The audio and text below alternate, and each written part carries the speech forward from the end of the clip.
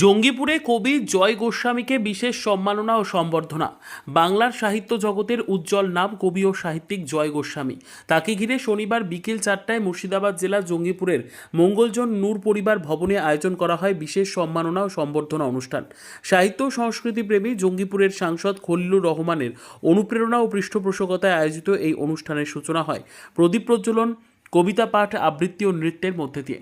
অনুষ্ঠানে প্রধান অতিথি হিসেবে উপস্থিত ছিলেন জঙ্গিপুর লোকসভার সাংসদ খলিলুর রহমান। বিশেষ আসন অলঙ্কৃত করেন স্বনামধন্য কবি ও সাহিত্যিক জয় গোস্বামী, জেলা সভাধিপতি রাবিয়া সুলতানা, নবগ্রামের বিধায়ক কানাইচন্দ্র মণ্ডল, প্রাক্তন বিধায়ক মোহাম্মদ সোহরাব আলী, বিশিষ্ট সমাজসেবী বিকাশ নন্দন, ফুরকান আলী, রাজীব ঘোষ, সুবীর ঘোষ প্রমুখ গণ্যমান্য ব্যক্তিত্ব। এদিন কবি জয় গোস্বামীকে সম্বর্ধনা জানাতে উপস্থিত জনতার উচ্ছ্বাস ছিল চোখে পড়ার মতো। জঙ্গিপুরবাসী গর্বের সঙ্গে জানায়, বাংলার সাহিত্য ও সংস্কৃতির এক অনন্য সম্পদকে কাছ থেকে পাওয়ার অনুভূতি তাঁদের হৃদয়ে এক বিশেষ আবেগের জন্ম দিয়েছে। সবাইকে প্রণাম। আমি আবরণীনত হয়ে আপনাদের কাছে আমার মার্জনা ভিক্ষা করছি যে আমার আসতে অসংগত রকমের বিলম্ব হয়েছে। শরীরটা একেবারে ভালো নেই, আমার একটা দিন পেছতেও হয়েছে। রাজীবের সঙ্গে কথা হলে রাজীব ঘোষ পরিবারকে 28 বছর আগে নিয়ে এসেছিল বহরমপুরে, আজকে আবার নিয়ে এলো জঙ্গিপুরে। তারিখ ছিল তাদের এত জ্বর যে তারিখ পেছতে হলেও তৎকালীন দিকে থাকতে হলো। যাই হোক,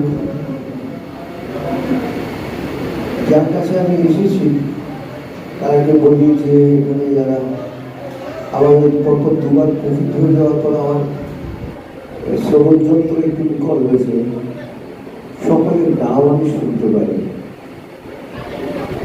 তাই তারা যেন আমাকে তাদের নাম উল্লেখ করতে না পারার জন্য ক্ষমা করেন। এবং বাচ্চা মশাইকে আমার প্রণাম। আমি যারা খলিলুর রহমান, যিনি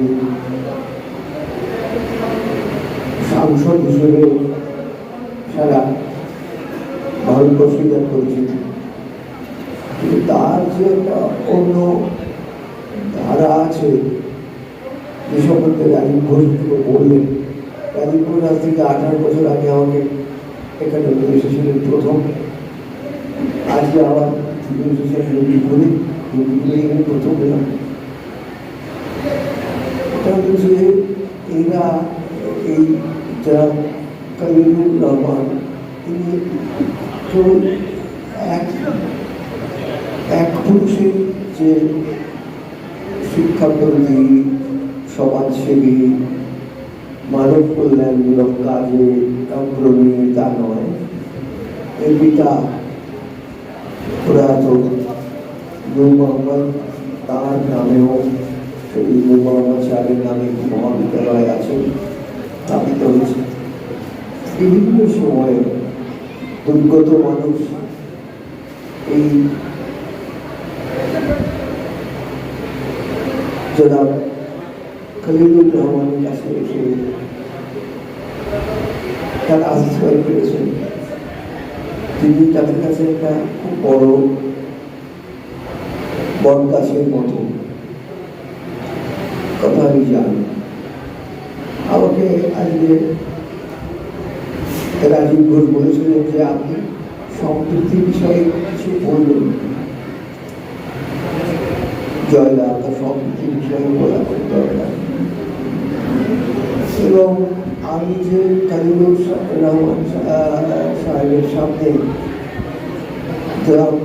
খলিলুর রহমান সাহেবের সামনে আমি সম্প্রীতি বিষয়ে কিছু বলব, সেটা আমার একটা আস্পর্ধাই হবে। কারণ তিনি নিজে সারা জীবন সম্প্রীতির জন্য কাজ করেছেন, আজও করে চলেছেন। এবং এটা এক পুরুষের কাজ নয়, মানে বংশানুক্রমিক কাজ এটা বলা যায়। তো আমি আমার সামান্য ধারণা অনুযায়ী দু চারটি কথা বলবো, তাতে এখানে আর যারা আছেন আমি জানি কলেজের অধ্যক্ষ আছেন এবং নারীদের দেখলাম একজন আছেন যিনি হচ্ছেন আমাদের সভাধিপতি তরুণ। দেখা তো আনন্দ হলো, মানে ওখান থেকে এত দূরে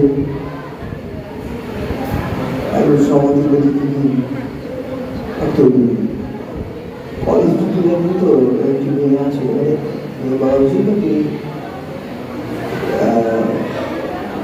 কাউন্সিলার, কিন্তু আমি কি বলবো মেয়ে মনে হয় ছোটখাটো। তারপর কিছু বড় বড় কলেজ থেকে বড় পাবলিশাররা কেউ বলেন তার নামটা কি, তাহলে তোমার মনে আছে ওর নামটা কি মেয়েটির?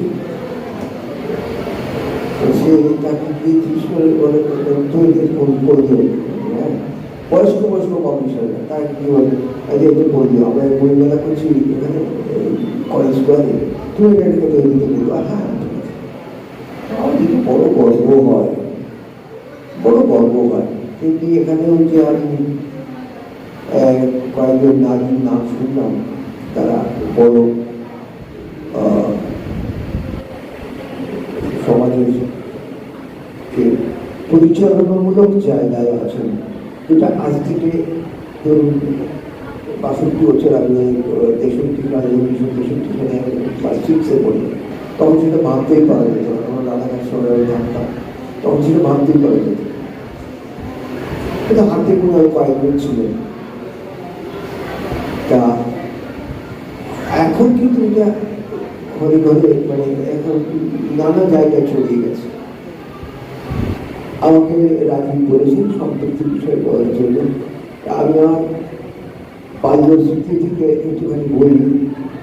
আমরা যখন এখন সামনে পুজো, সামনে পুজোর সময় আমরা ঠাকুর দেখতে বেরোতাম।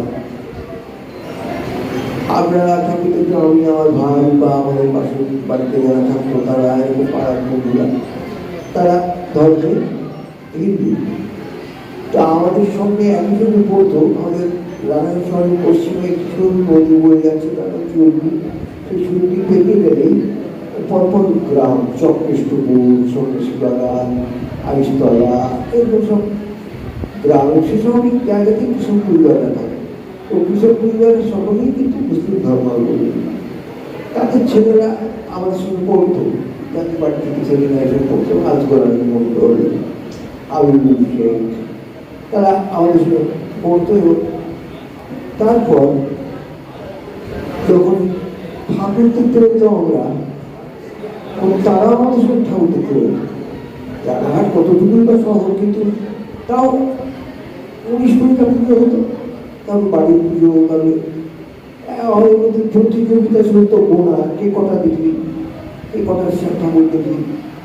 তারা কিন্তু আমরা সবাই জানি খুব ভালোভাবে যে মুসলিম ধর্মে